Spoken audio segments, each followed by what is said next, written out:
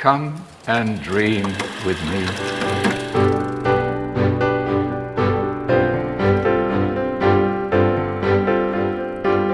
Hello and welcome to What Do You Want to Watch, the Explosion Network's premier media podcast. Every week we get together and talk about movies, TV, and online content to help you answer the question, is there anything more ironic than a bunch of actors dressed up for the Met Gala at the same time a bunch of writers preparing to strike across the country?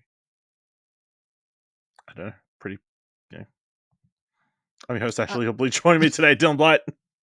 I mean, to be fair, most of the people I saw who asked about on the red carpet were like, yeah, cool, I'm with them. I mean, it's still an interesting look, you know? Yeah. Wearing a bunch of really expensive designer clothing while a bunch of people are about to be out of jobs for who knows how long. But we'll get into that later. On today's episode of What Do You Want to Watch, we'll be discussing what's in our watch history, talking about some film news, giving thumbs to trailers, and talk about this week's top 3. I want to kick things off with a show that we've both started watching, Mrs. Davis. So, Dylan, how many episodes are you in now? I haven't watched this week's because I haven't had a chance yet. But what's that for? I think 4 out of the 5 so far. Yes. Yeah. So this is, of course, the new series from Damien Lindelof, and it is maybe the wildest TV series we've had in a while. It features a nun played by Betty Gilpin. Gilpin? Yeah. Gilpin, that's it. Betty Gilpin, who is living in a world with a all-powerful AI that pretty much, Siri. Siri on like the nth degree. Yeah. Who has tasked her with trying to find the Holy Grail, which is the setup of the series in all the media in the setup to it. What they've left out is a massive talking point, which I feel is a massive, weirdly strange selling point, one way or the other. And it's that she believes she's in a relationship with Jesus. She starts praying, and then she's transported to a restaurant elsewhere where she talks to Jesus, who she's married to. Till, what do you think of Miss Davis? Yeah, I feel like, so we talked about the teaser for this, or the trailer, Yes. and I was like, that looks absolutely wild. I'm definitely going to have to check it out. And yeah, even that trailer doesn't do justice to just how wild and weird the show truly is. And it's sort of hard for them to market because the show is definitely built upon cliffhangers and just like mystery box moments, and Yes. it's Lindelof shit, right? It's from the house, the J.J. Abrams definitely passed along this thing to Lindelof, which was just do cliffhangers and wild shit and like, just keep the audience guessing. And this show, it'll keep you fucking guessing. So it's because every episode they just add something else onto the pile of weirdness that's going on in this world, and so much so that's the most. I don't want to say like the shows wouldn't be good without the wackiness and like the cliffhanger-esque nature of the episodes, but boy, does it mean that when I'm sitting here knowing I have one episode to watch, I'm like, what the fuck is going to happen next? Like what wild shenanigans am I about to sit down and watch here later? But yeah, I think what makes the show though is definitely the cast is just phenomenal across the board. Betty Gilpin is fantastic in her commitment to this role. Like there's so much silly wackiness stuff happening in the show, but like it's all played serious, right? It's not a joke. This is real shit, and the show is both serious, but it knows it's silly, so it's meant to be funny at times, but there is like a serious backing to some of the characters, like especially once they introduce the Jake McDormand's character, who's like this sort of who's running a secret organization against the AI, featuring Chris Diamopoulos, plays a character called JQ, who is Australian. Yeah, it seems for some reason, I don't know. For some reason, who at one point jumps out of a plane, but not up. But first takes a mouthful of Vegemite because that's that's an Aussie thing to do. Yeah. It's a very weird show. But my favorite ongoing gag with this whole introduction, because the thing is, their relationship is built into actual like real human stuff. Like that's the backing, and then they build upon this this silly shit that happens around them. But like at the core, when the layers sort of peeled back by episode 4 as to why their relationship fell apart and how she ended up as a nun and all this sort of stuff. Like there's like some weird trauma stuff going on there and whatever else. That's interesting. But my favorite gag with Wiley's character is the phone thing. I never get sick of it. I don't know how it works or how it makes sense, but my dude answers a phone every single time he finishes a phone call, cracks that sucker in half. Suddenly he'll get a phone call 2 seconds later, whips out another phone. I don't know how it works, but whatever. It's cool. Unlimited SIM cards, all on the same phone line. But the phone themselves needed to be destroyed for some reason. Yeah, every time just snaps that sucker in half. 2-second phone call, can I have a pizza? Crack. Like, off we go. Yeah, it's good shit. It's like, it's nothing like it, but which is weird to say, it had me thinking of it, but like it was reminding me of Preacher watching it, just because of like the religious elements, and like especially in that episode 4 when she's suddenly having to like the Pope's introduced and stuff, and like it's not as grotesque and sort of, I guess, like it's different to Preacher, but the face like a butthole. Yeah, all that sort of stuff. So like it's nothing like Preacher, but it was just like the religious elements and like the weird religious background and like secret stuff happening that was reminding me of Preacher. It's very enjoyable. There is twists and turns every single episode. It's got a really fun tone to it as well. You know, they're very playful and silly and that kind of stuff.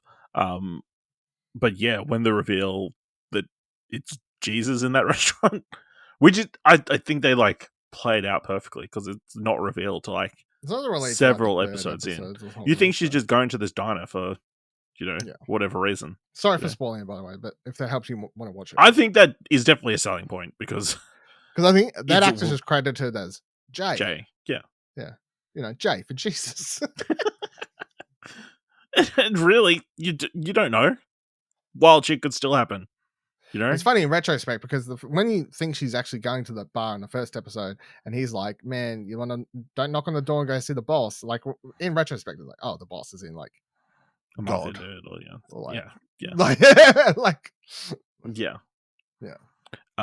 So I'm keen to check out the rest of the season. Also, hold on. In retrospect, also, it's funny then, because the first episode, the nun, she's running around stopping magicians from doing crimes, which apparently is then the thing that's like, well, that's what her, like, Jesus was like, you know what we're going to do? Yep. Stop these fucking magicians. But then that ties in because, she's related to magicians. She's related to a magician. That's a whole thing, because also that gets some of my favorite casting of the show. So, yeah, some really interesting casting there as well. Yeah.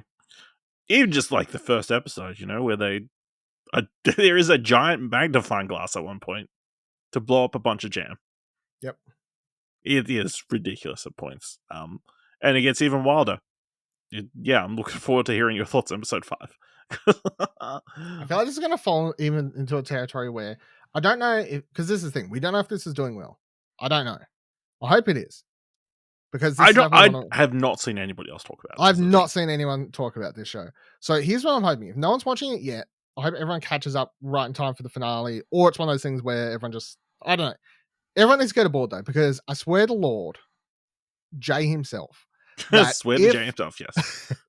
If this show fails, it's all your fault we don't get fun. Like, and by you, I mean those listening who are failing to watch the show. Because this shit is just highly original. Yes. And this if you're like, I want original good TV shows, this is as original as wild as you can get. So. Yeah. I don't think it's being widely watched. Do you know why I think it's not being widely watched? Because I haven't heard people complain about it. And I'm sure there would be people. It's like, I'm going to tweet something now. Jesus, not a white person? Crazy. We should all be watching Missing Days. I'll start the trend. Start the trend. What hashtag watch the nun? Wait, no. You should all be watching hashtag Mrs. Davis on at binge. There you go. Come on. I gotta find a good GIF. I mean, I feel like their Binge is like putting it prominently on their page, at least when I first wanted to watch it. So yeah, check out Miss Davis on Binge or whatever streaming platform it's available in wherever you're living. By the way, Miss Davis. That's the AI, not the nun. It is. I enjoy that she's got different names in different places as well.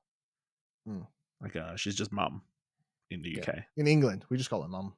Yeah. And then in Italy, she's Madonna, which creates a bunch of confusion. Hilarious confusion, but yes. Looking forward to, the ongoing discussions around Mr. Davis. Yeah. I feel like this kind of has one season written all over it, but no way. Hopefully not. This week I've watched Matildas, The World at Their Feet, the new documentary series on Disney Plus following the Matildas football team, the women's football team over the last 12 months or so. It's fine. It's enjoyable. It's cool to see all these different players and kind of exploring different aspects. And like obviously Sam Kerr is possibly the biggest footballer in Australia, like soccer player in Australia, male or female. So kind of getting a look at her life and that kind of stuff, and like that, I just feel like it's very interesting timing wise. The timing period in which they filmed this, because obviously they've made this in the lead up to the Women's World Cup later this year, which is being hosted by Australia. They said it like from January, I want to say last year, to like January just gone, and kind of like documents the events of the year and all the friendlies and stuff they played from their disastrous Asian Cup tournament where they got knocked out in the quarterfinal stage, even though they were like fancied to win the entire thing or at least make the final, through to them winning against, they beat somebody pretty big recently, earlier this year. Yeah, it's just interesting timing wise because they just it's just after the like last major tournament, which was the Olympics, which they barely even talk about, and how they came so close, and you would think that would be this massive driving force kind of thing to talk about, and then obviously just not quite hitting the competition, I guess. Yeah, I mean, it's enjoyable. It's cool to see all these different personalities and that kind of stuff. Like one of the footballers, Ellie Carpenter, gets a big ACL injury. They kind of follow her recovery, but they don't quite get to her being fully recovered, which is like a thing you would hope to have in a documentary, I guess. But I guess she does fully recover in real life and that kind of stuff. So, yeah, lots of interesting. There's like you see some of the differing action. Like one big point in the series is Sam Kerr breaks Tim Cahill's goal scoring record for Australia, and then a big article comes out from a prominent Australian media person saying that Sam Kerr's goals aren't equal to Tim Cahill's goals, and she's behind the scenes, like in front of the camera, she's being all diplomatic about it and saying everybody's kind of entitled to their opinion, trying not to cause a stir, but she's kind of flat out just saying how shitty and sexist it kind of is and that kind of stuff. So yeah, if you're interested in football, I'm sure if you've got any little girls who idolize the Matildas and that kind of stuff, it's definitely worth a watch. So yeah, it's cool to see a women's sports team being so supported as well. I think seeing Disney all the crowds Plus? And like Disney Plus, and all the episodes came out at once. So yeah, I definitely recommend checking it out if you're a sports person, like sports documentaries, or just like Australian sports. Dylan, you went and saw Dungeons and Dragons: Honor Amongst Thieves. Yeah, finally went and watched Dungeons and Dragons. It's pretty good, eh? Yeah, it's not like it's one of the, I think it's one of these success stories where, because I'm on record and I'll stand by it. Trailers trash. Trailers for this movie was bad. I don't think this movie was marketed well at all. I don't think the marketing for the movie does justice to the fun tone of the movie. I don't like the song choice. I don't like anyway. I got sick of seeing trailer. I was bored of it. Movie's good though. Movie very lively cast. Sort of perfectly cast for the main. Weirdly, because Chris Pine plus Michelle Rodriguez wouldn't be like your foot you'd be like meh. would that be like you're like casting shows? But it works. Like it's really Yeah. it's really good to see those two work together and stuff. Hugh Grant's the bad guy in this, and he's just as old Hugh Grant does these days is absolutely obliterate any scenery of any role he's playing. And that's the movie Just with him doing that, doing all of it, and he does it so well. So I can't remember the rest of the cast, but you've got that Sophia Lily. Yeah, that sounds right. She is the most interesting character to me, but the most underutilized in the movie. But I don't think that's just the thing of like this. There's like 4 main characters, and the focus is on the main 2 and whatever else, which is just so happens. But because she's like a teeth thing, she can teeth thing. Yeah. Yes. And like transform, she's like Bear Owl and all that sort of shit. And Bear Owl's like really cool. And I think she has the most exciting action sequence in the movie, which is just when she's running. I don't know against spoilers, but when she's trying to escape, do a bunch of shapeshifting. Yeah, I think that was like the most exciting sequence in the movie. I mean, it was the coolest. Yeah, it was the coolest. Yeah, so I thought that was a lot of fun. Yeah, I mean, main villain, like other than being super fun, but like the sidekicky villain part, if you know what I mean, of all that, I was like, whatever, that was just sort of generic and what have you. But I think the most exciting thing about the movie was it just introduces a really interesting world. They throw out all these names, like let's go to the Baldur's Gate, let's go to fucking, they're just throwing names out. They're in Neverwinter. We're Neverwinter, the king and all this sort of stuff. Like it builds up the D&D world well enough that you could definitely see more adventures from either these characters or other characters. It's a very funny movie though. It's like you could definitely do another movie that's a bit more serious with different characters. You could continue it and have it be same tone as this, whatever you want to do. Have a bit of fun. On my plane trip home, because I was just in Canberra, where I watched said movie, I did download and start listening to, they released a bunch of novels, tie-in novels, and I saw that E.K. Johnson had wrote one, that's bad English, for the tiefling character, whose name I can't remember, the Sophia Lillis character, which I downloaded and started listening to, not because, there you go, because E.K. Johnson's wrote a bunch of the Star Wars novels I really like, so including the Ahsoka one and stuff, so that I was like, I'll give that. I was like, out of all the time ones, I'll give that one a shot. I think they released a time one for every of the main characters. So, but yeah, so I listened to that. So that's a bit of fun. Obviously, it's like it's a YA novel, which is fine. I love me some good YA novels, easy listens, easy reads, what have you. So, yeah, it was good. Awesome. On the back of that, you've also watched another fantasy-esque movie, Onward, Pixar movie. They got buried by COVID. I didn't love it.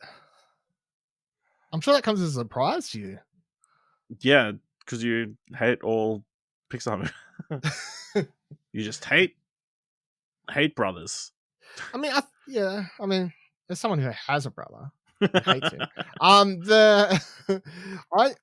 I thought it was fine. Like it's just, I don't know. It seemed like it was missing something, and I looked up Metacritic or whatever before, and it's like on a 60 something. So I don't think I'm like off the mark there. But this, when the movie starts, it has like such this exciting proposition of, hey, like we used to do magic and fantasy, but then science sort of won.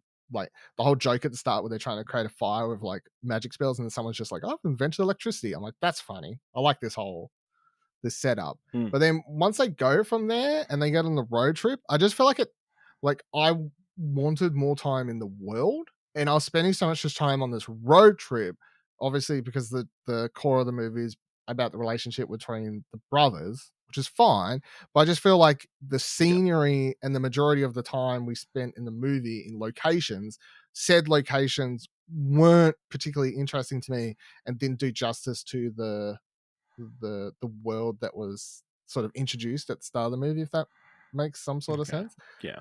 You were distracted by the interesting world. Yeah, I guess so. I do like what was I gonna say? What the fuck is? I did like the end sequence. I thought the end sequence was good. The way they pull off the okay, so the climax to the movie. hit you. The climax worked for me. I feel like that was a very well done. They didn't go. They made the right choice about how to wrap things up. If you know what I'm saying. Okay. I think that was like done really well. I mean, if you didn't like that, then I would have like read. No. If that didn't at least work for you, then No, that I would worked have for been me. very No, upset. Yeah. I'm totally on board for all of that. It was just so I think I'd probably give it like a 6.5 if I was Okay. scoring it. I'm sort of in that, like, it's okay. I just feel like it missed its full potential. Okay. You also watched another animated film, Latte and the Magic Waterstone. Yeah, this is a very little kids one that I watched with a very little kid. And it's just for little kids. That's about it's about all I've got for that one. I'm sorry. All right, let's move into the mandatory Netflix segment of the show. Speaking of little kids, I watched Sweet Tooth Season 2, the TV series about a bunch of hybrid children getting persecuted by the remnants of humans who are dying off because of the disease, a pandemic that swept the entire world. Crazy idea that never heard of before. At the end of last season, Sweet Tooth was captured by a group called the Last Men, who are hoping to use the hybrid animal children to figure out a cure to the disease. I don't think it actually has a name, the disease, but the big prominent trigger, like you can tell, is like it causes people's pinkies to like move like on their own, like they just start twitching. But yeah, enjoyable season. What? I was like, what a weird disease. But yeah, go on. No, that's like a tell that someone's got the right. Okay. Yeah, because I guess like Parkinson's, I guess you'd see trigger trembles and that like kind of such stuff. a specific thing. Your pinky starts moving. Yeah, well, I mean, it's a TV thing, whatever. It's easy tell than it's easier than oh no, someone starts bleeding out of their eyes all the time. They must be sick. Okay. Harder to hide. But yeah, it's enjoyable. A lot of the kid designs are very cute. They use a lot of interesting animal designs, like there's a little kid elephant, little kid skunk, who does what you think he does at certain points. Monkeys and all that. But no, yeah. Following Gus, kind of unraveling a lot more of the mysteries that were kind of set up in the first season, as to Gus's origins and that kind of stuff. I just feel like this season was. They spent 6 of the 8 episodes captured inside this single compound, which is it was fine. But last season they were like making their way across the country and like traversing, meeting all these different characters and like learning something new every week, and like it just felt very samey with like a singular location all season. But yeah, I mean, it paid off. Felt the need to binge it all the way through in one go. So yeah, I mean, again, sounds like season 2 of The Walking Dead. Oh, it's a prison joke. Okay. Then yes, it does. I mean, yeah, it's it's very enjoyable. I think very well done. The cast is really good. I think the kid's Christian Coveney, who people saw recently in Cocaine Bear. That's the kid. That's the kid. Okay. Less swearing, but very adorable with his little antlers. He's the one. That's the kind of thing that scars a man for life, or whatever he says. Yeah. Okay. Yeah. So yeah, and then kind of delving into the different characters as well, like Jeopard and his backstory, and the Doctor, and that kind of stuff. And again, like hinting even more at like trying to find the origins of the. Actually, it's kind of explicitly revealed how the disease started, but kind of like delving into whether there can be a cure or not. Yeah. So it's all enjoyable, and then you got James Brolin like doing narration over the top. So yeah, really enjoyable. If you enjoyed the first season of Sweet Tooth, I think it's a little bit lesser, but that could just be personal taste and preference. So definitely check it out if you enjoyed season 1. Dylan, you watched the documentary, The Longest Third Date. Yeah, I randomly saw it. I was randomly saw it on Netflix when I had time, and I was like trying to just do stuff from the laptop, and I was like, this goes for like an hour. Sure, I'll chuck this on. I ended up paying a lot more attention to it than I thought I would, because it was actually sort of weirdly interesting. But it helps if you know nothing about this, which I didn't. But it was covered a lot in like news stations and stuff. I guess primarily in America, which is maybe why I never saw it, or I never cared to read it, because I probably saw a headline about It was like the longest third date ever, and I was like, I don't fucking care, like, you know, like something like that. But the core, without spoiling it, in case you want to watch it yourself, anyone listening. But the setup is that guy meets girl. Oh, lovely setup. Shocking. Tinder or whatever. They go on a date. They go on a second date. This is right, I guess, early 2020 or what? When did COVID start? 2020? Yes, it did start 2020. It's crazy. It's ages ago. So 2020. So this is like right January, February, or something like that. Right before, like, you know, stuff starts shutting down or whatever. And then the dude is like, hey, crazy idea for a third date. Let's go to Costa Rica for like 3 days. Let's just threw it out there. And while this is happening, That is crazy. Yeah. So he's a wannabe like influencer type dude. So he's always recording stuff, which helps because he's always recording stuff. he's got all the fucking footage. So that's how he ended up with this movie.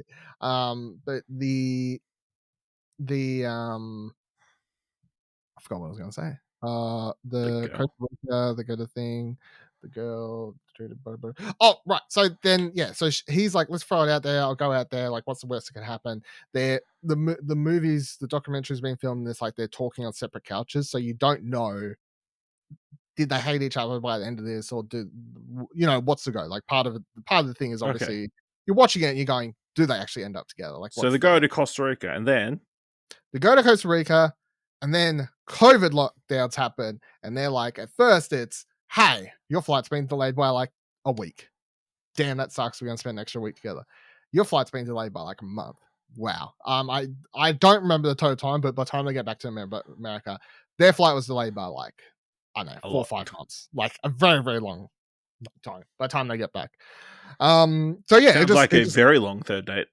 It's very long, and you would say it's the longest third date. Some would say even so. Yeah. But yeah, I found it interesting. It's nice and like at an hour, just over an hour. I think it's like an hour 15. Like it definitely doesn't drag out the story more than what felt like necessary. Like by the time you spend just enough time intercutting between the talking head sort of interviews with them, how they're feeling, some friends and family who were also like, hey, we met them once, like this is what I thought of him, like her friends being like, he seemed like such a douche, like I don't know why she flew there across to a different country with him, like all that, all that sort of stuff. So it's just one of those wild sort of stories, which is obviously why it's picked up by a lot of news outlets and stuff like that. Not to mention the fact that her family, so she told her mum, doesn't tell her dad because she's like, her dad would go off if he knew that she went to this place with a guy. So she tells him that she's going there with a bunch of friends, and it's not until like months into this that she finally like says, hey, so being here with a guy the entire time, like this really awkward like phone call that she has to make and stuff. So I thought it was an interesting watch. All right. And then lastly, I watched the new comedy special by John Mulaney, Baby J, which he just comes out of the gate and just talks about his experience in rehab, and that's kind of the crux of it. Kind of detailing his talking about him being on drugs in the lead up to his big intervention, in which a bunch of people, he, as he likes to say, a star-studded intervention,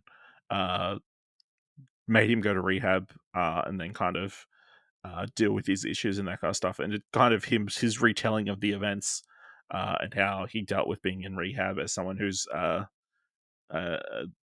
desperately seeks attention, which is something he kind of delves into a fair bit, including a story in which he kind of hoped that his grandparent would die so he would get special attention at school. So yeah, this is much darker territory than his previous stuff. As he kind of just says at the start of his special, like his reputation has been completely changed by the events of the last 3 years or whatever, going from like this very wholesome kind of comedian to someone who's been at rehab, and got divorced and had a kid and a whole bunch of different life changes in the last 12 months or whatever, or 3 years, I guess. Yeah, it is really funny, really interesting to hear a lot of the stories. Yeah, I mean, I liked John Mulaney before. It is definitely different to his previous material, but I think obviously it was always going to be something a bit different.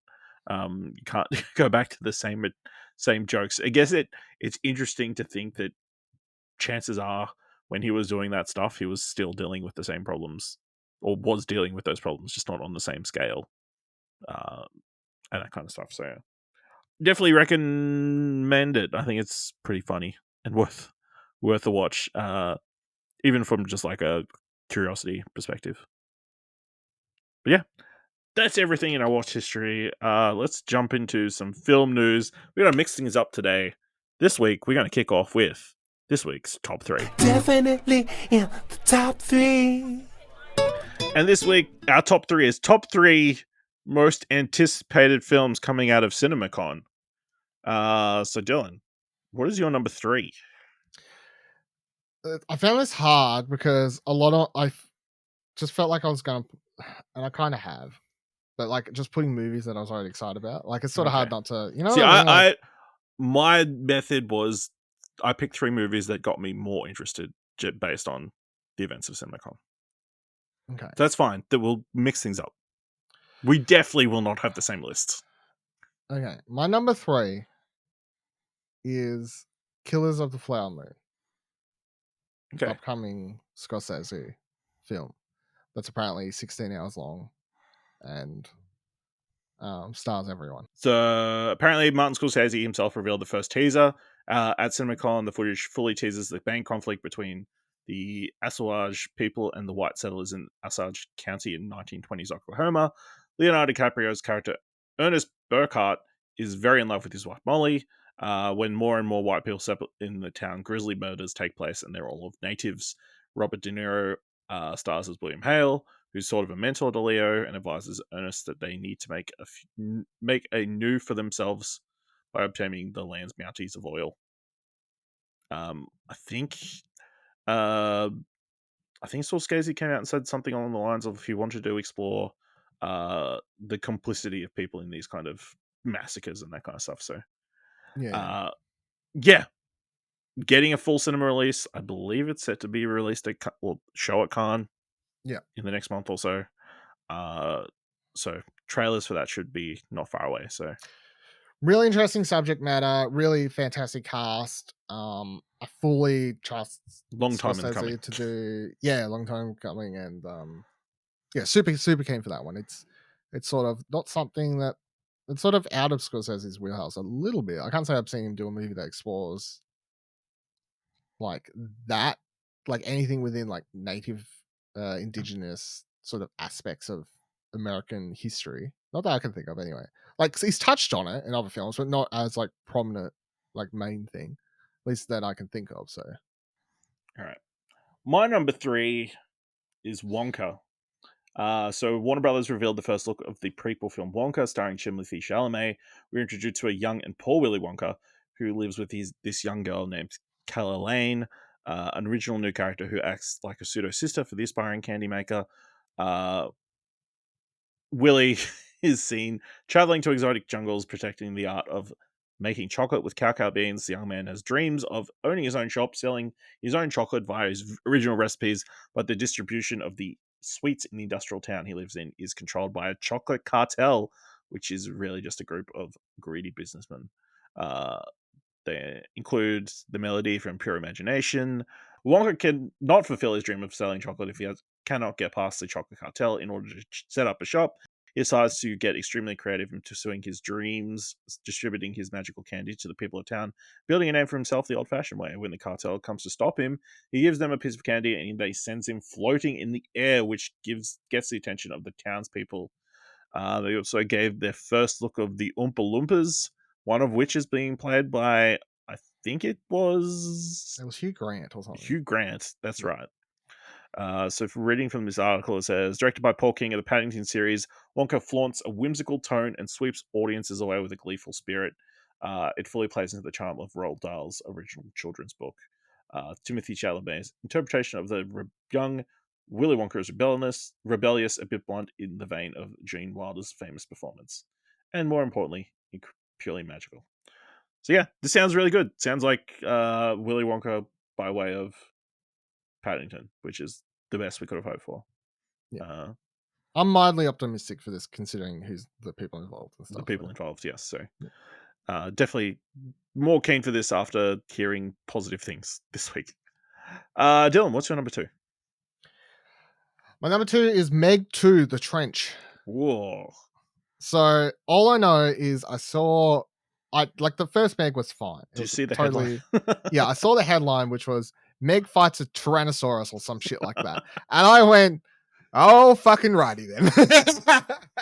And I got nothing else to say other than, okay, I'm watching that. With this. Yeah. Warner Brothers debuted the trailer for Meg 2, The Trench at Cinemacon, directed by Ben Wheatley. The sequel is not doubling but tripling down on its absurdity. The footage begins in prehistoric times where we see a massive T-Rex hunt for fish at a beach, only to be chomped into by an even bigger megalodon.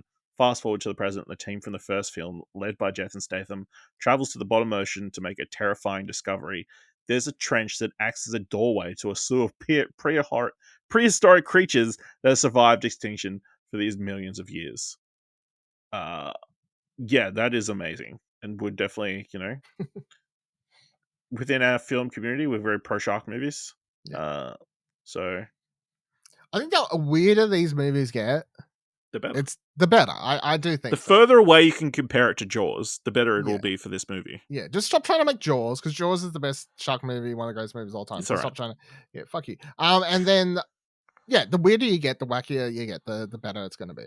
Just like completely play into Jason Statham going, it's a megalodon, and then like that's the movie. Yeah, it's a megalodon that ate a T-Rex. The camera like slowly pans in on his face as he says it too. It's like the best part of the movie. Okay. Crazy. All right. My number 2, Kraven the Hunter. Craziness. What a world we live in. Sony revealed the first ever footage for Kraven the Hunter, starring Aaron Taylor Johnson in the form of a trailer. Things kick off with Kraven stopping a group of poachers in the wild who are trying to escape with their bounties of wild animal carcasses. Kraven the Hunter is confirmed to be Sony's first R-rated Marvel movie, and the footage really shows it, with Kraven killing quite literally like an animal. Aaron Taylor Johnson's Kraven the Hunter uses weapons, his hands, and even his own teeth as he bites off a piece of a poacher's face and spits out the blood.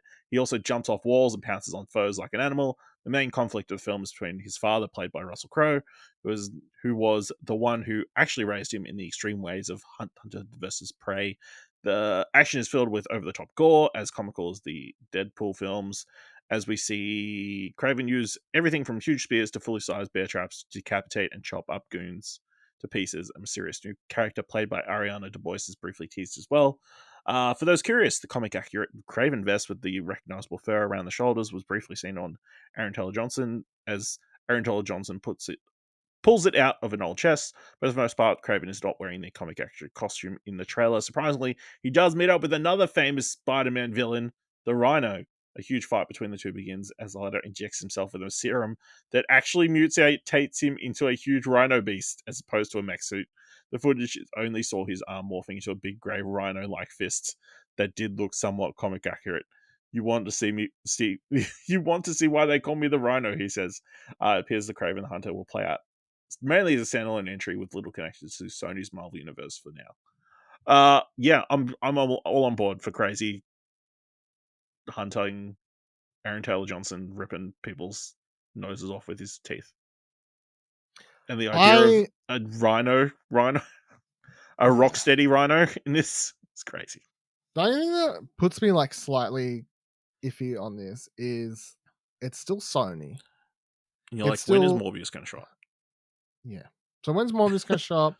They failed Morbius and they didn't make it violent at all. So like, what's to say that they just cut this back like prior to the release and they make it PG? Pretty low, I think, if you're marketing it at the major CinemaCon as an R-rated movie, and that's your big selling point. I think that's a pretty unlikely unlikely thing. I'm trying to remember who's directing this movie. J.C. Chandor, so of whatchamacallit, A Most Violent Year and Triple Frontier. So I think he'd be happy to do some violent shit. So yeah, so that's my number 2. Dylan, what is your number 1? Number 1 is a little old film called Dune Part 2. Ooh, that's good. I've got nothing other than there was a picture of Who's Florence Dune? Pugh as a princess. You're like, and damn. Timothée Chalamet and the what's his face? And back Anthony of Butler. Austin Butler's head. And bald Austin head, Butler. yeah. Sorry, not Anthony Butler. Austin Butler. Yeah, super keen. And Here we go. then Florence Pugh was at the Met Gala today with a fully shaved head. So I'm like, what's the go there? I don't know. Maybe she switched sides. She been wearing a wig this entire time? Yeah, I don't know. Promoting I stuff? was like, what's I don't the... know. Well, maybe she just like, no, let's do it for the Met Gala, I guess. And I couldn't believe, by the way, before you say something, this movie's out this year, which I kept forgetting about. And they were like, movie's out in November. I was like, fuck me. What? I've got Barbie, Oppenheimer, and Dune this year? Shit's about to turn around for this year. I'll tell you what, I've had a light movies year, but shit is about to fucking turn around. Cinema is back, baby. Cinema is back. Director Denis Villeneuve revealed the first trailer for his highly anticipated sequel, Dune Part 2. The action-packed footage begins with Paul Atreides, played by Timothée Chalamet, and Chani, played by Zendaya, acting affectionately towards each other while sitting on a large sand dune. By now, they are slowly but surely starting to fully embrace their romance. Florence Pugh's Princess Rulin is introduced early as she wears a beaded veil over her face and talks about the incoming war. We see that Josh Brolin's Gurney Halleck makes a comeback after the events of the first film. Rebecca Ferguson as Lady Jessica is seen riding across the desert with the Freeman people in some sort of speeder as well, teasing their plans to overthrow the Harkians.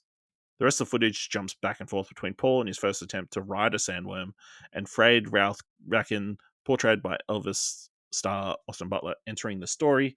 Butler's Frade is seen bowing in front of Baron Vladimir Harkonnen,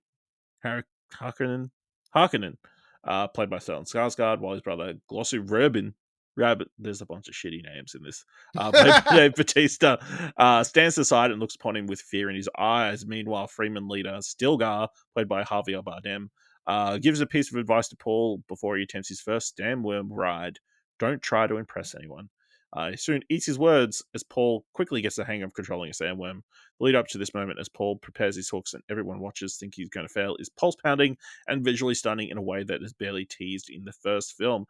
Villeneuve confirmed that 100% of Dune Part 2 was shot IMAX as opposed to his predecessor, having about 40% in the format, and this difference is clearly felt. Perhaps the most epic shot from the entire trailer. We are teased with what looks to be the final duel between Paul Atreides and Frade Rather. In a wide and spacious battlefield. Austin Butler's version of Frade is completely pale and bald, just like his brother. But he boasts some facial features that look a bit more monstrous. Before their final duel, Paul touches his forehead with his blade as Frade looks bloodthirsty on the opposite side. Most, if not all, of the supporting cast form a crowd around them, watching from a close distance. Notably, Christopher Walken as the Emperor was absent from the trailer. So yeah, this is wild. I think they've come out and said that this second part, or like, I don't think he likes it being called part 2, but or a second part, but it's going to be like 100% like a war movie, and it's going to be freaking crazy. But yes, coming out this year, mental, absolutely mental. My number 1 this week is The Fall Guy. You're right, we didn't have any of the same movies. Yeah. Cinemacon got the very first look at The Fall Guy. Director David Leitch's adaptation of the 1981 action-adventure TV series of the same name. Leitch says the project hits close to home since the story gives an inside look into the life of hardworking stunt people. Ryan Gosling plays retired stunt performer Colt Seavers, who gets called back into the film industry by his ex-girlfriend, played by Emily Blunt, who's about to direct her first feature. The feature is a Mad Max-like space opera led by the hottest action hunk in Hollywood, played by Aaron Taylor-Johnson, and she needs Colt to be his stunt double. Gosling's Colt is blonde with dark beard, and he looks similar to Aaron Taylor-Johnson's character, who's a total jerk and party freak. Colt Seavers agrees in the hopes of winning back his former love. He's hyped up on the set of the film by the assistant director, played by Winston Duke, as the best stuntman around. Blunt really puts him through the ringer, though, with tough challenges on set, from getting flipped in cars to getting set on fire over and over again. As a petty way of getting back at him, there is clearly some romantic tension between the two, making it hilariously awkward for everyone else on set. While Aaron Taylor Johnson's egotistical action star goes mysteriously missing, maybe due to his own afflictions with the criminal underground, the feature film is at huge risk of being shut down. Thus, Colt Severs goes out of his way to go out and save him from Hollywood's dirty underbelly in hopes to save the production and ultimately the relationship with his ex. Furthermore, the footage revealed Hannah Waddingham's character, Colt's talent agent, and Stephanie Shu's role as what appears to be one of Aaron Taylor Johnson's party friends who's involved in his disappearance. The Fall Guy feels noticeably different from David Leitch's past work. While still carrying his engaging comedic tone, the film goes back and forth between the world of the most in-movie dystopian space opera and the ugly side of Hollywood, which makes for some awesome visuals. Ryan Gosling's charisma is on full display, and his take on Colt Severs also allows him to let loose and is a bit more unserious at times as he embraces his love of being a stuntman. Overall, The Fall Guy could very well shape up to be David Leitch's best film yet.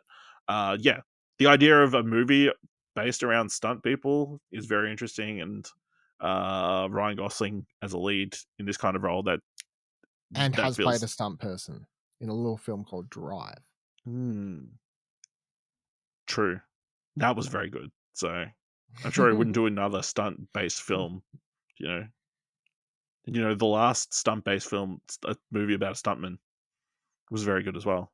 It's a little movie called Once Upon a Time in Hollywood, am I right? So, yeah, lots of things adding up to be very positive about. So, yeah. Other things from Cinemacon. Was there any other things that caught your eye? Or the standout, I think, was the announcement of Ghostbusters. Yes. What confirmation or confirmation, like officially getting a sequel. I would be mildly optimistic about that because although I talked a lot of shit about it, it was primarily to do with the ending and stuff like that. Whereas I really love the kid cast and even Paul Rudd and all that sort of stuff. So I'd be very much into a sequel if they were like, yeah, look, like this is, we promise, no more fucking cameos and stuff like that. I'd be like, yeah, hell yeah, let's go.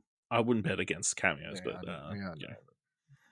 but again, a film focused on that group of kids and that family, I think, is what they're going for. Seeing as that's the cast, but that's really cool. All the horror movie stuff. So Meg 2.0 release date, Insidious, obviously, Nun, two interesting ones. They said that Saw, they're working fucking everything. They said they're doing a Smile sequel. Yeah, Smile and sequel, a Black Phone sequel. Yeah. So you could totally do a Smile sequel. There's that like people just keep smiling. No, because it's one of those movies where like they don't win. Like it's just just a thing. Like it's they could just make another one and like it's just someone else is getting fucking haunted, or it's before or after the first movie. It doesn't really matter. What was that one? Black Phone. Black Phone you could definitely do as well because you could just do before. That's true. Or you could do all the other kids he murdered. No. Or no. So before, as in like the history of that phone. Some other horror mystery element. It's set 50 years prior. No, it's probably way too far because it's the 70s. Or it could actually be set after. So the tying in element is that the phone is able to communicate supernaturally to help our heroes in these movies. It's not the villain. It's the tying in element would be the phone. You know what I mean? That connects the connective fabric. But you could have different type of killers. You could have different time periods. Like the phone just stays in that house. I don't know. Potentially. Either way, they were massively successful. Like Smile made a fuck ton considering its budget. Black Phone the same. So the fact they're both getting sequels is no brainers. Yeah, absolutely. Lots of interesting things. Of course, they showed more Barbie footage, and we're very excited for that. Very hard to keep that off my list, but I tried to. Yeah, That and Oppenheimer. stat to the side. It's like, yeah, we know what they are. More positive stuff coming about Aquaman and the Lost City. You know, apparently it's going to be the story of Orm, played by Patrick Wilson, and who's apparently having a massive year because he's in like 6 or 7 movies. It seems like. I'm like, wait, we just talked about this Insidious movie. Why is he in this movie called Conjuring? Aren't they the same thing? It's crazy. But yeah, him and Jason Momoa are going to team up to do Lost Kingdom shit. So that's interesting. What else? Apparently, the Color Purple musical looks really good. Obviously, being produced by Steven Spielberg and Oprah Winfrey. They got a first look at like the Wicked Part 1, I guess it is, which apparently is looking amazing. So that's very exciting as well. Jack Black came on stage and gave a full rundown of what the story of Kung Fu Panda 4 is going to be. So that's interesting. Did you see this migration film? The one with the animated movie with ducks? No. Flying? Oh, yeah, I did. I saw the trailer. No, I did. Yeah, do you know who wrote that? No. Mike White. Okay, well, sure. Of White Lotus. Yeah, he's wrote a bunch of other I mean, it's just so weird. Go look up his IMDb. Like, he has a bunch sure. of random stuff in there. Not surprising, I guess. That teaser trailer they released though for it, I don't like it because it's like it says it goes for like a minute or something like that. There's just a bunch of footage from other animated stuff, and at the end they're like, and now the ducks fly or some shit, and so it's about 20 seconds of ducks. No. They also released the first look at Wish, the Disney film. Trailer's really good. That looks really cool, except it's got the little star thing from Mario in it. Like, everybody's going to go. But being nice. What's up with that? Yeah. Positive. Yeah. It's the cousin or whatever. That's why you don't like it. It's drops a bunch of I know, you didn't have this in our trailer, so I'll say this. That trailer was really good. I really like the teaser trailer. I love the art style. Yeah.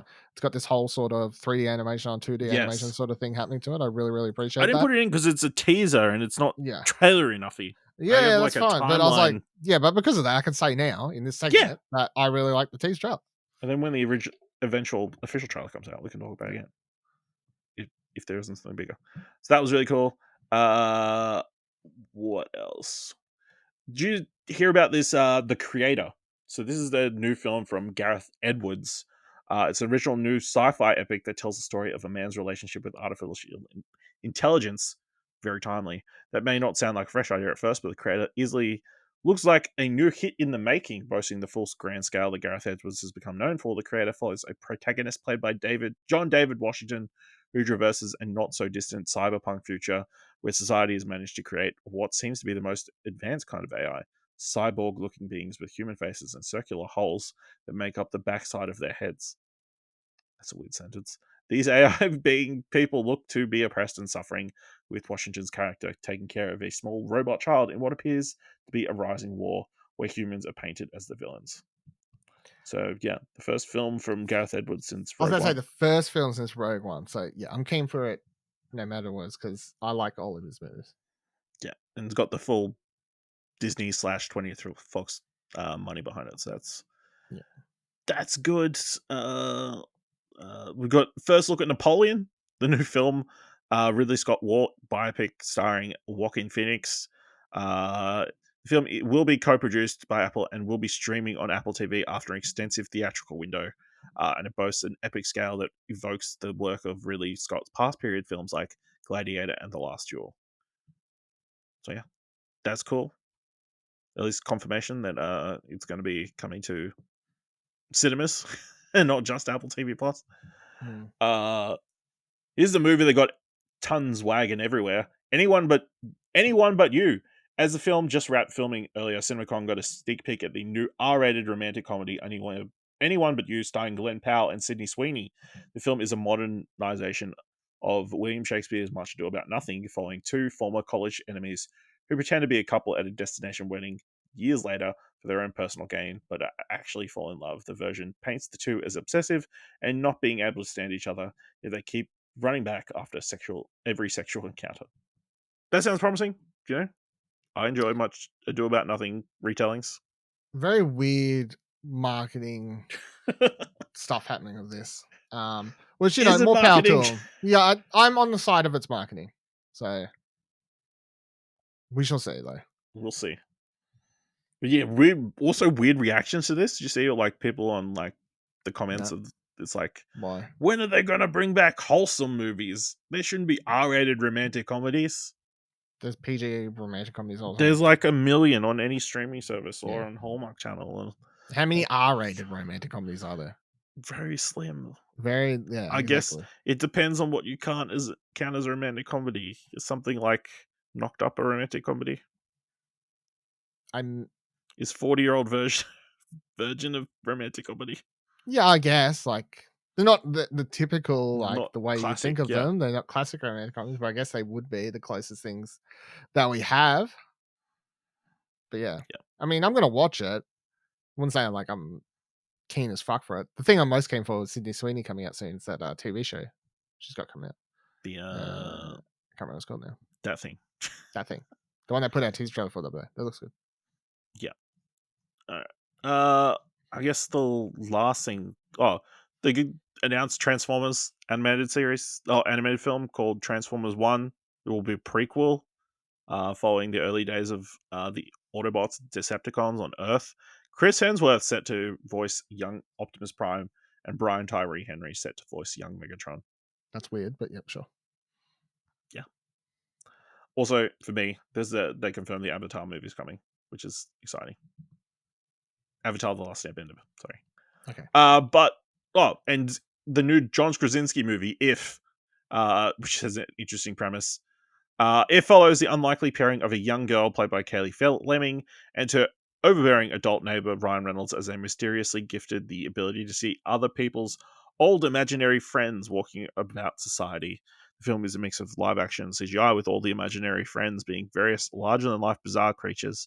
The main character's imaginary friend is a large purple and fuzzy beast voiced by Steve Carell. Sure. I thought it was an It spin-off, but never mind. No. They also showed first footage of A Quiet Place Day 1, starring Lupita Nyong'o. So don't really care about that movie. You don't really care about that movie? Okay. No. Okay, well, let's talk about the big movie from Cinemacon, The Flash. Don't really care about that movie. It is interesting as like a case study, but it is clearly very problematic. Did you watch the trailer? Yeah. Oh, let me tell you something. I think my cinema played that early. I saw that. Remember a couple weeks ago where I was like, no, this is a different trailer. I'm telling you right now, I watched that trailer. It's very similar. But I'm sure you noticed, very Batman focused. Yeah, there's a lot of Michael Keaton in it. Michael Keaton, a lot of Sasha Cale, limited Ezra Miller. Did you watch the Japanese trailer? No, I did not. Very Flash heavy. Lots of Ezra Miller in that. People liking that a lot more, and people are questioning why that wasn't the trailer they released across America and the Western world. And I tell you why, because Japanese people probably don't know who Ezra Miller really is, and they're unaware of their misdeeds, I would assume, to a certain extent. Yeah, it was shown. It lived up to the hype for the people who went. But it's still a very, it's going to be a very awkward movie for a lot of people to go see, and again raises the questions of art versus artists and that kind of stuff. So I guess we'll see how this plays out. Even without that, I think the trailer is very whatever. Personally. It's definitely it's got its own style. I'll say that. Does it? Mm-hmm. Because you know what I think? That shot with the three of them running in super speed up to the armies looks absolutely like an ass. It looks very animated. Looks like Arrowverse. Ooh. Arrowverse is perfectly fine. Yeah, for TV. Harsh. Also, the part where Michael Keaton says, "What's that fucking ridiculous line?" He says, "Fuck, I don't remember now." It's just there's some weird writing in this movie, but yeah, yeah, that's everything kind of from CinemaCon. Yeah, they released the first picture of Maxine today. Did they? Yeah. Is that the the Pearl / X sequel. Yep. The movie that'll be in Australia in 2025. Yep. That's Cool. more exciting than anything you just talked about. What, really? Any of the movies we just, or specifically that last movie that I was talking about? Particularly the last two movies you just talked about. Okay, harsh. It was voted on. The Writers Guild of America, the union that bargains on behalf of the Hollywood's screenwriters, has called a strike after negotiations with major studios failed to produce a favorable contract. The strike, which is the first involving the WGA to occur in 15 years, seeks to brings firms to the table on a host of issues, including higher pay and better working conditions.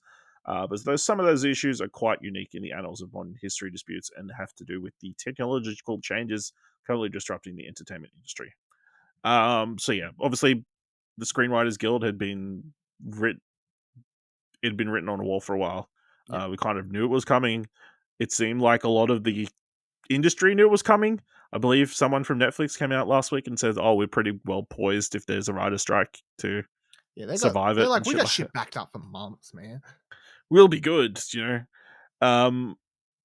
yeah, I guess we will see how that plays out. This is an interesting wrinkle to it that I didn't necessarily think of or see discussed in our past talkings about it. One of the most interesting areas of dispute in the current negotiations is the role AI should or shouldn't play in Hollywood writers' rooms. In case you've missed it, new forms of automation are currently sweeping through the entertainment industry, leaving many creatives worried about how much shifts may displace or alter their roles, from deepfakes to AI-generated voices to screenwriting chatbots. New tools seem poised to disrupt the business in major ways.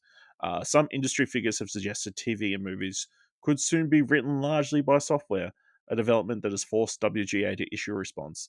To protect its members, WGA has sought to carve out distinct guardrails for the use of AI, which would make such content generation tools less of an active threat to writers' livelihoods.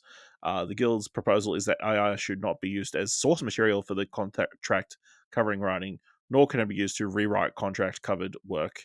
At the same time, AI-generated text should not be considered in determining writing credits, WGA said, meaning that AI cannot be considered to be the author of a particular script.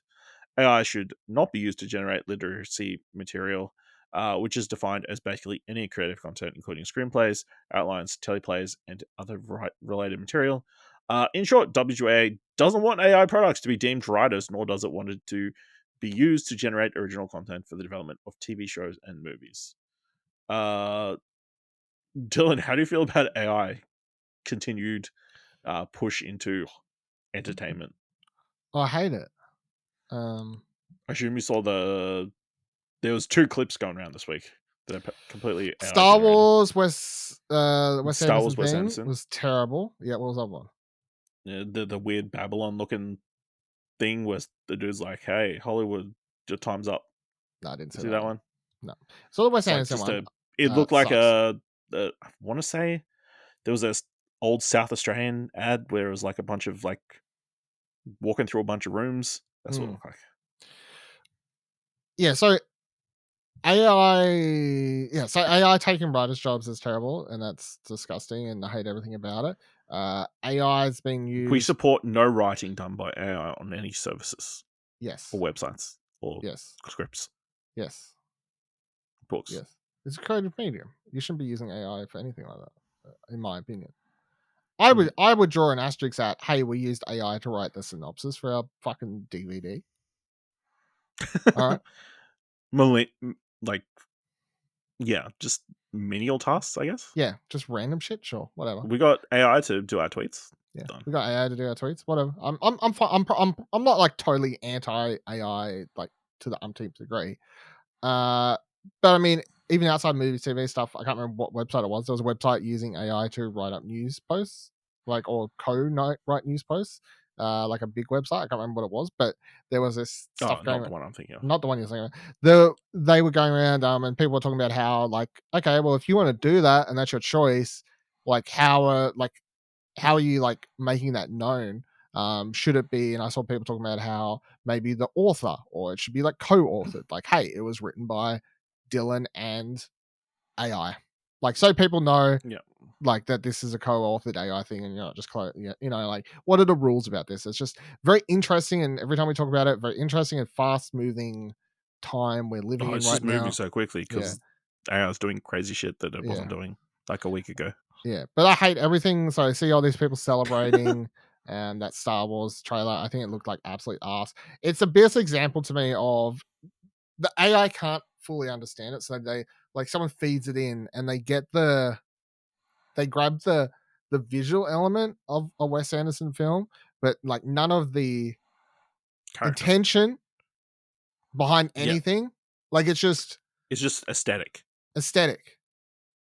For aesthetics, that isn't the same as a movie. Yeah, you can't build a movie on aesthetic. No, despite what critics of Wes Anderson would say. Yeah. So I vote no. I think it's good that they want to safeguard it against AI, kind of future proofing themselves. But yeah, the writer strike. We'll see how long this goes for. Because obviously we're in a pretty bad spot where streaming services are losing money because they're like, hey, maybe streaming services aren't the best investment for content. Maybe these massive money pits aren't the greatest thing and that kind of stuff. So I guess we'll wait and see how things play out. I guess we'll maybe do weekly updates or something. I don't know. But yeah, crazy. The final story I want to talk about, changes to the Emmys are coming up. So start of the Emmy season, they've announced a couple of rule changes this year.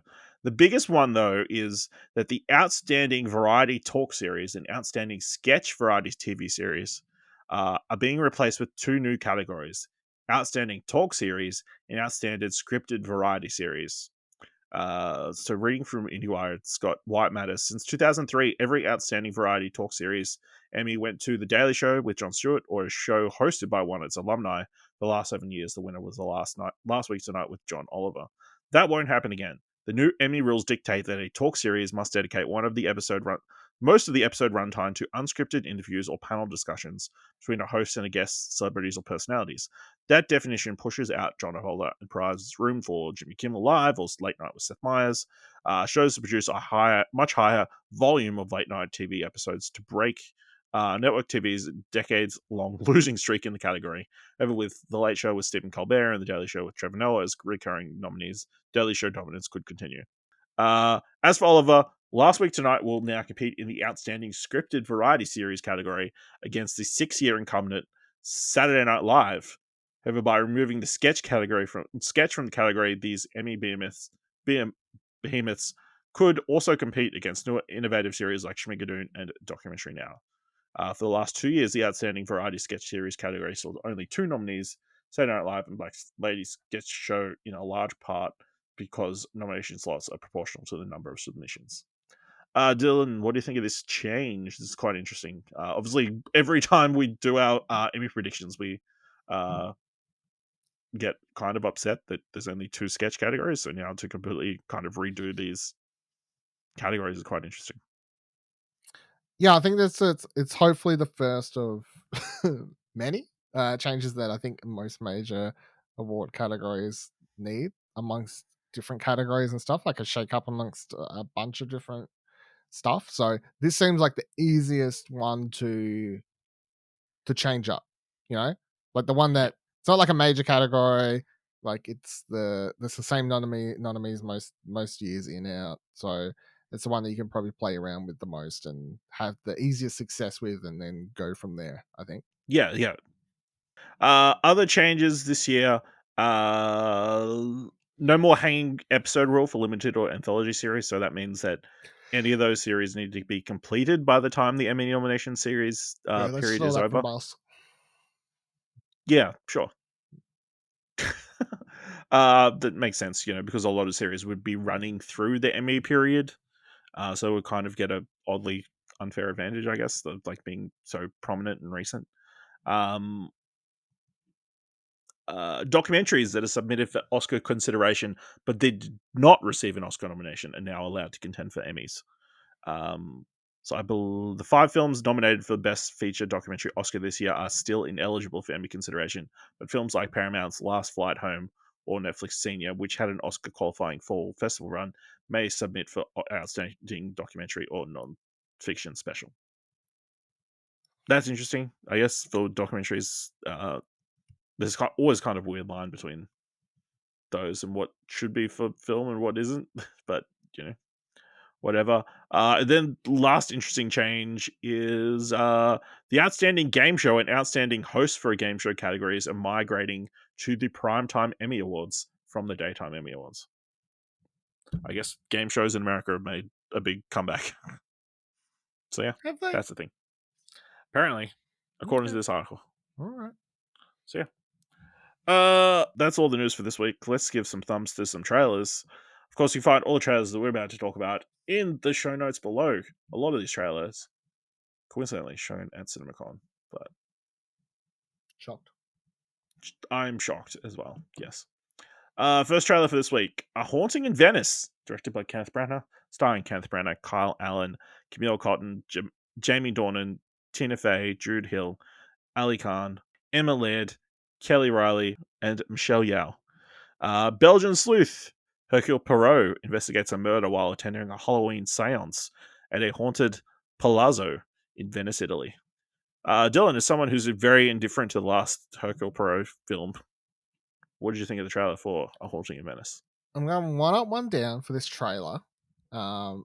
Good trailer. However, yeah, as someone who thinks both these Poirot movies are bad, I don't really care.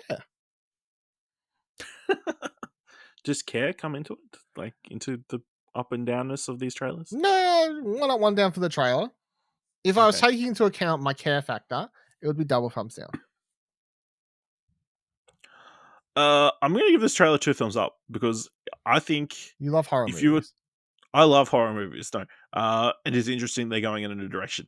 I think if you did not see the title of this film, you would not have guessed it's a Hercule Poirot movie, and that's a cool way to cut the trailer, I guess. Until the end when I show him, right? Well, yeah. And also, what the fuck is going on? Because, it feels all the things that are happening with the ghosts and shit, that feels very un-Hercule Poirot-like. Do you want me to spoil it? Is it a janitor in a mask? It ain't going to be. It's not supernatural. What? Sorry to tell you. But yeah, I think, yeah, it looks very different to the last 2 films. So, I mean, it's got that going for it. And it doesn't seem like it's relying on, like, a star-studded cast. Like the last couple of movies have. Sure, they've got like Tina Fey and Jamie Dornan, but Jamie Dornan, yeah, they're nobodies. Yeah, I mean they're not Oscar Gal Gadot and Armie Hammer at the time, and at least none of them accused cannibals. That's a plus. Who knows what Tony Fey's been up to? All right, A Haunting in Venice is coming to cinemas on the 14th of September. Next trailer for this week: Platonic, created by Nick Stoller and Francesca Del Bunco, starring Rose Byrne, Seth Rogen, Luke McFarlane, Trey Hall, Carla Gallo, Andrew Lopez. Platonic former best friends approaching midlife reconnect after a long rift. The duo's friendship becomes more consuming and destabilizes their lives. So, what do you think of this trailer for Platonic? I got one up, one down on this one as well. It's sort of weird because I was like, is this a Neighbours spin-off or like what's the go? And then I was like, oh wait, different characters. I'm like, yeah, I mean, I'll go one up, one down. Just looks like your typical sort of Seth Rogen fare, which isn't a bad thing in particular, but that's exactly what this looks like. I'm sure it'll be fun. Hopefully it has a little bit more substance to it than what's sort of given here, because like what's here just looks like something I've probably seen many times before, if not exactly this. But yeah, I need a little bit more something from this for it to be just more than like, why is this a TV show? Yeah. Yeah, I think I'm one up, one down as well. Something didn't quite click in the trailer. It looks like it's a fun time. It looks like a Seth Rogen, Rose Byrne film. Yeah. Yeah, it's cool to see Luke McFarlane and more stuff, because obviously we enjoyed him very much in Bros. Obviously playing a very different character sexually. It looks like some fun gags and that kind of stuff. The whole thing of her realizing she snorted a horse tranquilizer and her trying to blow it out. It's And just him like explaining it as like, to be fair, it's already, I thought it was cocaine. him saying it's already in your brain. No, like to her partner or Yeah, I husband know. or Yeah, whatever later. yeah. It looks like there's a lot of fun gags and that's kind of stuff, but they're seeing any more depth to it. But Apple TV Plus, they've had a pretty solid record with these comedy series, so I'm I don't know. optimistic. I haven't watched any more of the Big Purple Door or whatever it was called. I don't know if that's a comedy. I'm not going back to that either. It's still a pretty solid record, you know. Yeah. Even with that one. So this is coming to Apple TV Plus on the 24th of May. Next trailer, The Hunger Games: The Ballad of Songbirds and Snakes, directed by Francis Lawrence, starring Tom Blythe, Rachel Ziegler, Peter Dinklage, Hunter Schafer, Josh Andreas Rivera, Jason Schwartzman, and Viola Davis. Years before he becomes the tyrannical president of Pan Am, a 18-year-old Coriolanus Snow is the last hope of his fading lineage, a once proud family that has fallen from grace in a post-war capital. With the 10th annual Hunger Games fast approaching, the young Snow is alarmed when he is assigned to mentor Lucy Gray Baird, the female tribute from the impoverished District 12. But after Lucy Gray commands all of Pan Am's attention by defiantly singing during the reaping ceremony, Snow thinks he might be able to turn the odds in their favor. Uniting their instincts for showmanship and the newly found political savvy, Snow and Lucy Gray's race against time to survive will ultimately reveal who was a songbird and who was a snake. Dylan, what did you think of this trailer for the prequel to The Hunger Games? A double thumbs up. I thought it looked really cool. As is a continuing thing for the last 2 episodes, I've read all of the Hunger Games books. I quite enjoyed them. However, I've not watched all the films. So I like this world. I like the cast in this.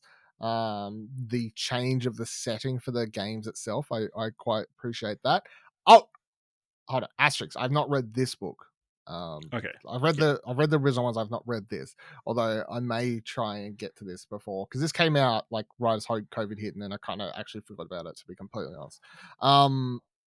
I have to look up. Maybe it's shit. Maybe I shouldn't even bother. But I like the Hunger Games world. It's good enough they made a movie. That doesn't mean anything, really, to be fair. All it means is that they put out a new book and they went, those movies made a bunch of money. Roll on through. Keep fucking shitting them out, you know? So, but yeah, I'll go double thumbs up. Really like the cast. I wrote, what's her name? Rachel Ziegler? Rachel Ziegler. She looks really cool in this. I like the young casting of Snow before he turns into old mate Sutherland asshole dictator. I'm sure there'll be others. I like the casting of what's him call as a young Jason Schwartzman. Jason Schwartzman, yeah. Apparently the descendant of Stanley Tucci's character in the originals. Yeah, that's like really good casting, I think, for that. That's interesting. Yeah, now I like the game setting, like having it be in this like sort of dome. Obviously set like 60-something years before, so yeah, it looks very different.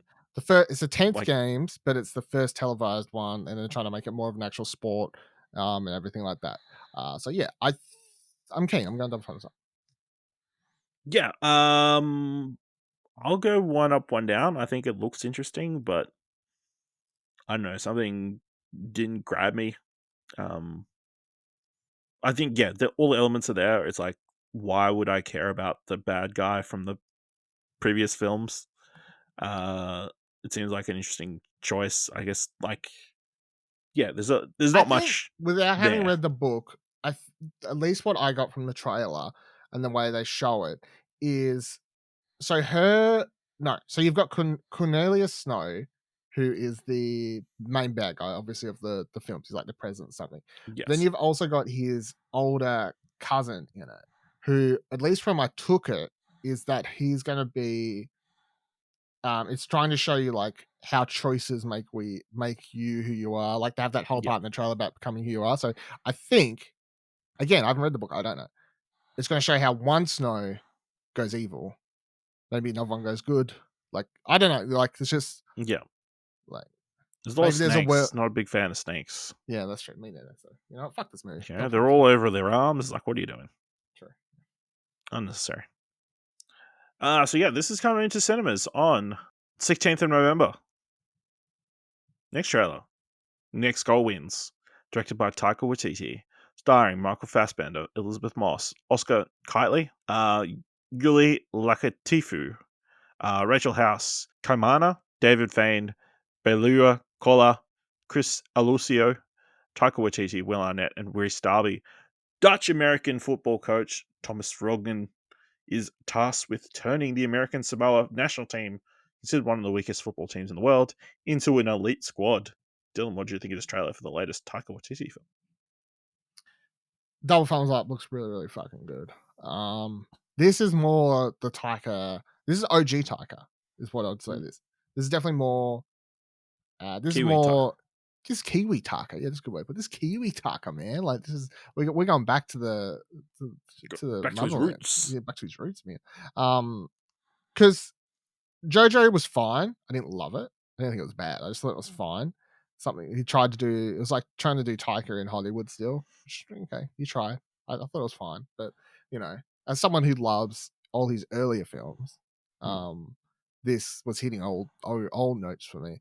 The fact it's based on a true story that I know nothing about, that's just another sort of nail on the head of intrigue for me. But yeah, I think the cast is fantastic. It's very funny. Got his overall humor in it. Double thumbs up. Can't wait. Yeah, I'll give it double thumbs up as well. It feels like a very Taika film. I do love the little added thing of from the loser of the best adapted screenplay film Jojo Rabbit and the loser of the Teen Choice Award for Thor Ragnarok. Very funny additions and clever ways to rework the common marketing spin of these trailers. Yeah, it looks really good. Like, interesting story. Michael Fassbender looks like you don't associate him with comedies, so this is an interesting choice for him. It is a bit weird to see that empty like room where he's in at the start with all the like Elizabeth Moss, Rhys Darby, Will Arnett. It's like very weird, and then you've got a bunch of unknowns pretty much as the main soccer team and that kind of stuff.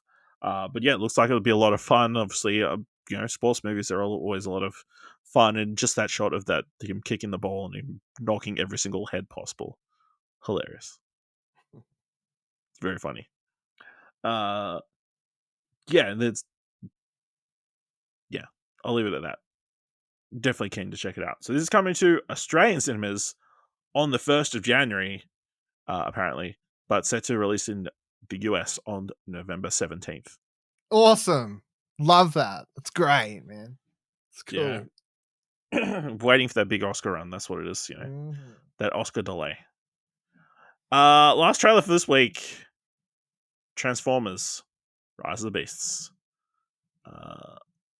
Directed by Stephen Caple Jr., starring Anthony Ramos, Dominique Fishback, Toby Nguyen, with voice talents of Ron Perlman, Peter Dinklage, Michelle Yeoh, Liza Koshy, Michaela J. Rodriguez, Pete Davidson, Coleman Domingo, Christo Fernandez, Tongai Teresa, Peter Cullen, John DiMaggio, and David Soblov. In the year 1994, a pair of archaeologists from Brooklyn come into an ancient conflict through a globe-trotting adventure with the Autobots that ties in with three factions of the Transformers race: the Maximals, the Predacons, and the Terracons. Dylan, what do you think of this latest trailer for Transformers Rise of the Beasts? Good for you, Transformer movie watchers. You got another one. Another one of these fucking movies where there's like a bunch of robots fucking doing shit and there's an ape. And he's talking this time too. Go Beasts, go team. Transformers rollout. 1994, they're like, oh man, we weren't discovered. There's a human. Somehow they fucking aren't seen ever again until 2007 with Shia LaBeouf shows up. Oh, come on. Well, we don't know if it's tied in. We don't know if it's tied in, if it's the same universe. They haven't made it clear if it's a reboot of like, what the fuck. Because there's meant to be a giant world-eating robot, you would think people would remember that. Am I right? Yeah, you're right. You are right. You're right. That's a good point. That's a very good point. And because of that, I'm giving this double thumbs down. Wow. Harsh. I have one up, one down. I think, you know, I enjoyed the previous trailer. I think this one's also pretty solid. But it does look like it's going to well, it was always going to devolve into a CGI fuckfest at the end. But they gave us a teaser of the CGI fuckfest in this trailer. You see, people were so happy when they had that one shot of I think it's Optimal Prime swinging under bridge, the gorilla dude swinging under the bridge, and it's all just one shot and not like a bunch of shots and shaky cam and that kind of stuff. That made people very happy that that's the direction Transformers is going. Man, because well, I'm just stating facts. It's like that virtual camera with those virtual characters. Those virtual cameras. They did it in one shot. That's pretty impressive. I think that's pretty impressive. It is. But yeah, it's interesting. I didn't realize this was set in 1994. I don't know if those cars are accurate for the time period.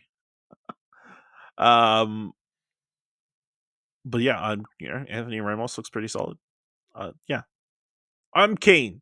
I was a big Beast Wars fan, so yeah, I was seeing too. them. You know what? See them on screen. You don't care. I was a big Harry Potter fan too.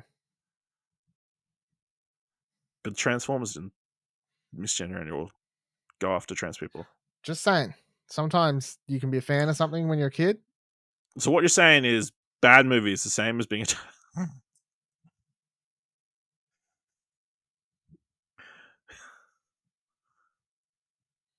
No. Silence is all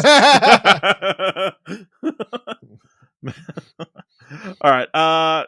Transformers Rise of the Beast coming to cinemas on the 22nd of June. Dylan, this week. Okay, sorry. Dylan, this week, what do you want to watch?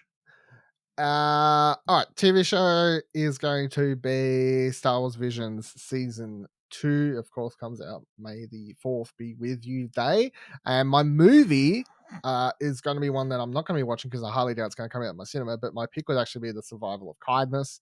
But my realistic pick of movie that I'll actually go watch is, of course, going to be Guardians of the Galaxy. My straight up pick is Guardians of the Galaxy. I'm very looking forward to this. Obviously, we'll be talking about it as soon as we can. Possibly even later tonight at time of release over on All New Marvel Cast. So check out, it will be on All New Marvel Cast. We'll probably talk about it briefly next week. But yeah, Guardians, looking forward to that. On the TV front, I will say I'm looking forward to seeing the first episode of Silo over on Apple TV Plus. That looks really cool. With Rebecca Ferguson. Real weird world. I'm excited to check that out. But yeah, Star Wars Visions, also very excited about that. And we'll also be talking about this week over on Holocron Entries, which you should go check out. We'll be talking about the first part and then we'll second part at some point. There's a lot of episodes. There's a lot of stuff this week. A lot of content coming to ExplosionNetwork.com. That's it for this week's episode of What Do You Want to Watch. If you want to help us out here at the podcast, leave us a review on Apple Podcasts or on Podchaser. Leave us 5 stars, and you can leave 5 stars. If you want to let us know what you want to watch this week, your thoughts on anything from CinemaCon, how do you feel about Transformers? Let us know by going to explosion.com/Twitter or jump to Discord at explosion.com/Discord. And if you've enjoyed this episode, throw us with $1, head over to our Ko-fi page at explosion.com/support.